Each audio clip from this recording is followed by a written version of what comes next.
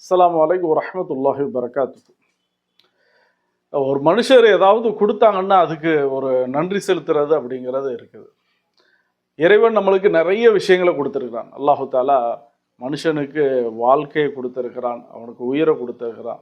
உலகத்தில் உள்ள அத்தனை விஷயத்தையும் மனுஷனுக்காக வேண்டி அல்லாஹு தாலா கொடுத்துருக்கிறான்.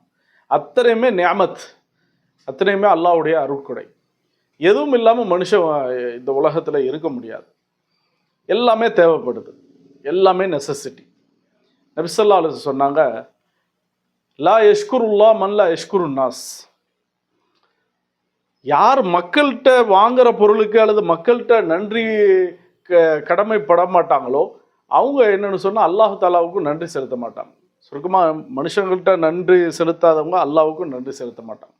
ஏன்னா நேராக மனிதரை பார்க்குறார்.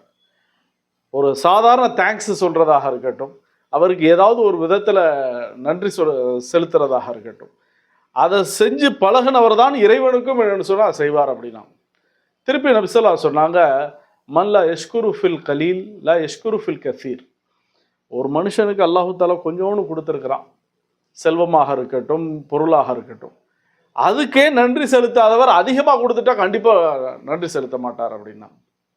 திருப்பி நபி ஸல்லல்லாஹு அலைஹி சொன்னாங்க, நன்றி செலுத்துறதுக்கு இல்லை, அல்லாஹ்வுடைய அதாவது அருட்கொடைகள் எத்தனை கொடுத்துருக்கிறானோ அந்த அருட்கொடையை வெளிப்படுத்தி இது எனக்கு என் இறைவன் கொடுத்தா அப்படிங்கிற விஷயத்தை வெளியில் சொல்கிறது இருக்குதுல்ல, இது என்னென்னு சொன்னால் நன்றி செலுத்துறதாக இருக்கும். எனக்கு இன்னென்ன விஷயங்கள் இறைவன் கொடுத்துருக்குறான் அப்படின்னு அதை சொல்லாமல் இருக்கிறது இருக்குதுல்ல, அதுக்கு பேர் என்னன்னு சொன்னால் குஃப்ர் அப்படின்னா. அவர் நன்றியை மறக்கிறார். குஃப்ர் அப்படின்னா இறை மறுப்புக்கு மட்டும் கிடையாது, நன்றியை மறக்கிறதுக்கும் என்னன்னு சொன்னால் குஃப்ர் அப்படிம்பாங்க. அப்போ ஒருத்தர் ஏதாவது ஒரு விஷயம் உதவி செய்கிறாரு, ஒரு பொருளாவோ அல்லது ஒரு விஷயத்தில் அப்படின்னு சொன்னால் அவருக்கு ஏதாவது ஒரு ரூபத்தில் நன்றி செலுத்தி ஆகணும். இப்போ இறைவனுக்கு என்னன்னு சொன்னால் நன்றி செலுத்தக்கூடிய நபர் யாராக இருப்பார்? உலகத்தில் உள்ள மனுஷங்கள்கிட்ட இவர் நன்றி செலுத்துகிறார், கண்டிப்பாக இறைவனுக்கும் நன்றி செலுத்துவார். வாஹிரு தவானா அல்ஹம்துலில்லாஹி ரப்பில் ஆலமீன்.